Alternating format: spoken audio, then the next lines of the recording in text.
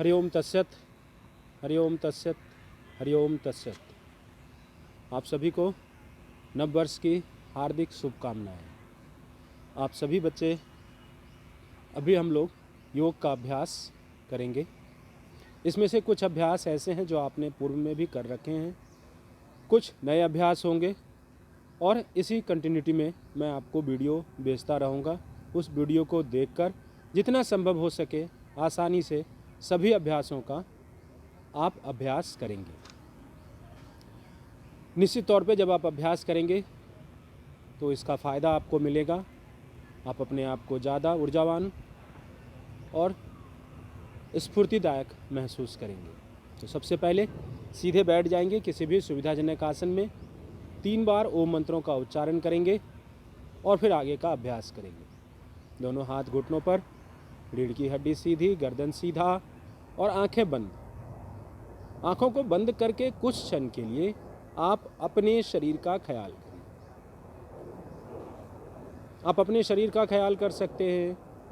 जो आवाज़ आपके कानों तक आ रही है उसे सुनने का प्रयास कर सकते हैं। आप किस प्रकार बैठे हैं इसका ख्याल कर सकते हैं। आती जाती श्वासों का ख्याल कर सकते हैं।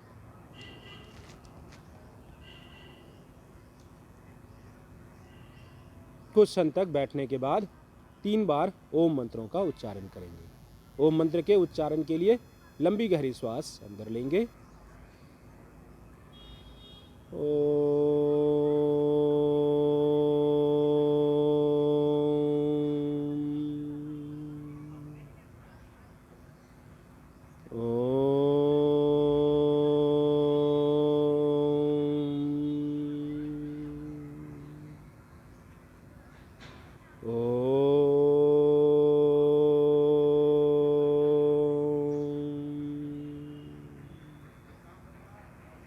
कुछ क्षण रुकने के बाद दोनों हाथों के हथेलियों को आपस में रगड़िए, गर्म करिए और हथेली को थोड़ा छोटा कटोरा नुमा बनाकर थोड़ा सा गड्ढा बनाएंगे, आंखों के ऊपर रखेंगे और हाथों की गर्माहट को, हथेली की गर्माहट को अपने आंखों पर महसूस करेंगे और फिर धीरे से हाथ को नीचे करेंगे और सहजता से आंखों को खोल लेंगे। ये पामिंग की क्रिया है, इसको प्रतिदिन आपको करना चाहिए। और जब भी आप लंबे समय तक कंप्यूटर पर बैठकर पढ़ाई करते हैं, लंबे समय तक किताब पढ़ते हैं या किसी भी कार्य में व्यस्त रहते हैं तो आंखों पर एक थोड़ा तनाव सा महसूस होता है। उस तनाव को दूर करने के लिए इस क्रिया को प्रतिदिन कई बार करना चाहिए। तो आइए सबसे पहला अभ्यास आज हम लोग करेंगे पूर्ण तितली आसन का। दोनों पैरों को सीधा करेंगे और फिर दोनों पैरों के पंजों को आपस में जोड़ लेंगे। हथेलियों को आपस में फंसाकर दोनों हाथों को धीरे से पकड़कर दोनों घुटनों को ऊपर नीचे सहजता से, बहुत ही आराम से ऊपर और नीचे की तरफ करेंगे। इस दौरान आपकी सांसें सामान्य रहेंगी, रीढ़ की हड्डी सीधी, सर सामने की तरफ और बहुत ही इत्मीनान आराम से लगभग 40 से 50 बार दोनों घुटनों को ऊपर नीचे आप करेंगे। घुमाते रहेंगे, ऊपर नीचे करते रहेंगे थोड़ी देर के लिए। जब आपको थोड़ा सा थाई मसल्स के पास या हिप जॉइंट के पास हल्का पेन महसूस होने लगे तो आप कुछ देर के लिए रुक सकते हैं और फिर पुनः 10 से 15 बार इस अभ्यास को थोड़ी तीव्रता के साथ करेंगे। तो ये अभ्यास था आपका पूर्ण तितली आसन का। इसका फ़ायदा आप लोगों को पहले भी मैं बता चुका हूँ।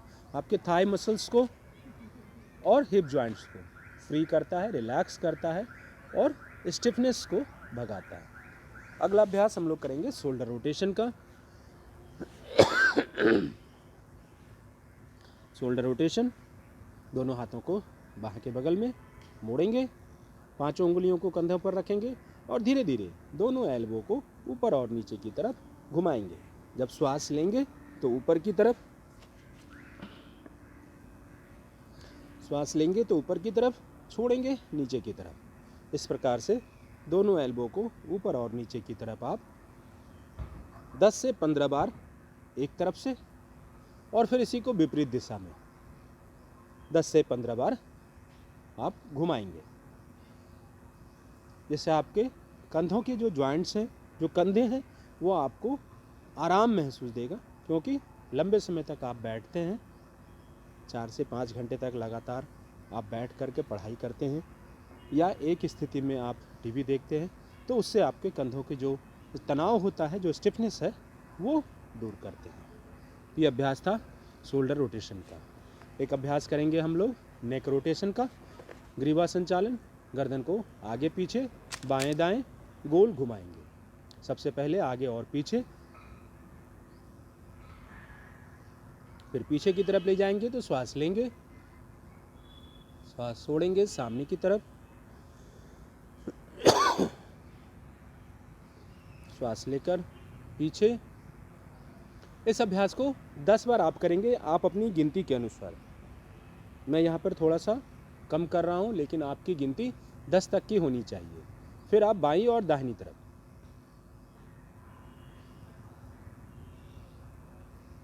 बगल की तरफ सर को मोड़ेंगे,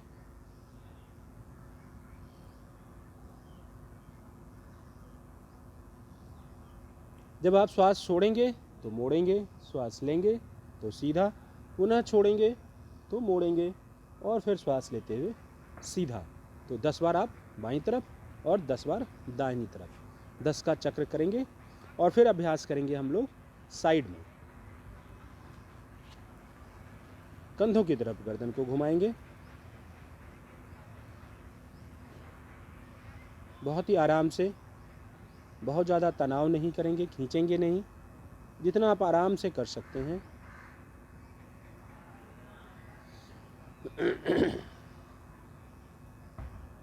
और फिर इस तीनों को पूरा करने के बाद हम लोग ग्रीवा संचालन करेंगे, गर्दन को घुमाएंगे, नेक रोटेशन। बाईं तरफ से पीछे की तरफ श्वास लेते हुए, श्वास छोड़ते हुए सामने की तरफ, और फिर श्वास लेते हुए पीछे, श्वास छोड़ते हुए सामने। 5 बार एक तरफ से और 5 बार दूसरी तरफ से।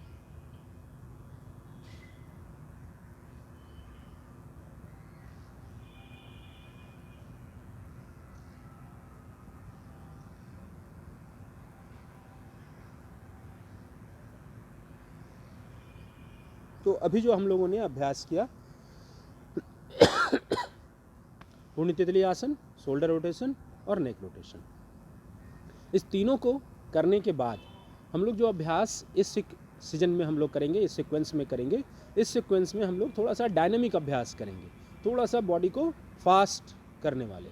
तो ये 3 अभ्यास से हम बॉडी के सारे जॉइंट्स को फ्री करते हैं। तो अगले अभ्यास के लिए आप सभी लोग दोनों पैरों को सामने फैला लेंगे, दोनों हाथ को कंधे के बराबर, और दाहिने हाथ से बाएं अंगूठे को, बाएं हाथ से दाहिने अंगूठे को छूना है। ध्यान रहे, इस अभ्यास को शुरुआत में बड़े आराम से करेंगे और फिर धीरे धीरे गति को बढ़ाएंगे। इन सभी अभ्यासों को मैंने आप लोगों को कक्षा में कराया भी है, तो थोड़ा सा ध्यान रखेंगे और आराम से। बाएं हाथ से दाहिने पैर के अंगूठे को, दाहिने हाथ से बाएं पैर के अंगूठे को, बहुत आराम से। और फिर इसको लगभग 30 से 40 बार करना है। पहले 10 बार धीरे धीरे, फिर इसके बाद धीरे धीरे गति को बढ़ाएंगे।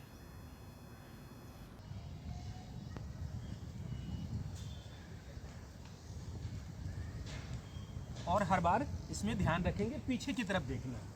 जितना आप पीछे की तरफ देखेंगे, आपका अपर बॉडी पार्ट जो है उतना ज़्यादा ट्विस्ट होगा और ज़्यादा हम एनर्जेटिक बनेंगे। तो हमारे अपर बॉडी पार्ट को, जिसमें कि मूवमेंट हम कम से कम करते हैं, इसको जो है हम इस अभ्यास के द्वारा एक्टिवेट करते हैं। तो ये अभ्यास था हमारा गत्यात्मक मेरु वक्रासन। गत्यात्मक का मतलब फास्ट, मेरु का मतलब रीढ़ की हड्डी, और वक्रासन का मतलब मोड़ना। तो ये हमारा अभ्यास था। अगला अभ्यास हम लोग इसी को खड़े होकर करेंगे। इसको कहते हैं कटी चक्रासन का अभ्यास। ये आप लोगों ने पहले कक्षा में कई बार किया होगा। इसमें खड़े हो जाते हैं, दोनों पैरों को फैला लेते हैं, दोनों हाथ शोल्डर लेवल पे, और फिर बॉडी को लेफ्ट और राइट साइड ट्विस्ट करते हैं।